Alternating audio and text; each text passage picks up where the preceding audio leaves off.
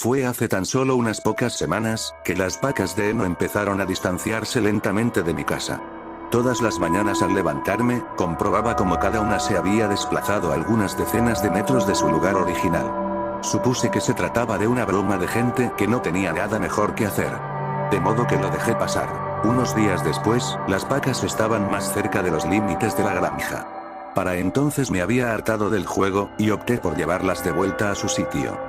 Tardé una larga hora en colocarlas cerca de la casa y para cuando había acabado, me sentía capaz de romperle el pescuezo a cualquier chico tonto que tratase de fastidiarme. A la mañana siguiente me encontré con una escena terrible. Todos mis caballos habían sido decapitados. Me desperté por el olor de la sangre. Cada uno estaba inmóvil en un extremo de su caballeriza, sin rastro alguno de las cabezas. Tardé todo un día en limpiar aquel desastre y enterrar los cuerpos. No fue sino hasta que hube terminado, que me di cuenta de que todas las vacas de heno estaban de nuevo donde las habían arrastrado el día anterior, dispersas por todos los campos. Ahí las dejé esta vez. Esa noche me quedé a vigilar en el porche, con la escopeta a la mano y con un termo lleno de café. Me quedé allí por horas, observando el campo para ver si descubría quién estaba moviendo mis vacas. Finalmente, el sueño comenzaba a ganarme. Y me habría quedado dormido, de no ser porque se escuchó un ruido seguido del crujir de los árboles en el bosque aledaño. Me puse de pie, mi corazón latía acelerado por la emoción. Por fin iba a capturar al hijo de perra. Apunté con el arma, esperando paciente a quien fuese que estuviera acercándose. Únicamente cuando la criatura se aproximó lo bastante para apreciar su silueta en medio de la oscuridad, me quedé paralizado, sin saber cómo actuar. La cosa que venía de los bosques y acechaba mis campos, que no sabía que estaba allí, le seguía a través del campo, igual que un ladrón sigiloso.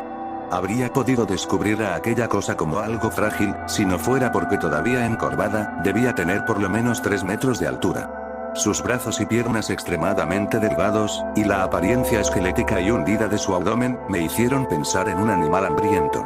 Sin embargo y de modo insólito, esta criatura era muy fuerte. Vi cómo alzaba una paca en cada brazo y la volvía a bajar metros más adelante, con sumo cuidado y cubriendo una distancia considerable en solo 2 pasos. Movía las pacas con extrema precaución, y cada determinado período de minutos, alzaba la mirada para comprobar la posición de las demás. Antes de marcharse miró a la casa. Sentí sus ojos en mí desde las sombras. Aunque si realmente me notó o no, es algo que no puedo precisar. Se dio la vuelta en silencio para volver por donde había venido, desvaneciéndose en las entrañas del bosque. Tardé una hora en reunir valor para moverme de mi sitio. Entré en casa un rato después, pero no pude dormir esa noche. Y fue solo hasta que amaneció, que me atreví a salir al porche y fui hacia los campos. Las vacas de heno seguían donde las había colocado, y algo curioso, no las alejó tanto como había hecho en días anteriores. Entre los campos formaban una figura invisible, y al observarlos me percaté de que dibujaban algo así como una línea. De hecho, caminando alrededor de la casa, me di cuenta de que lo que formaban era un círculo. Y yo estaba en el centro.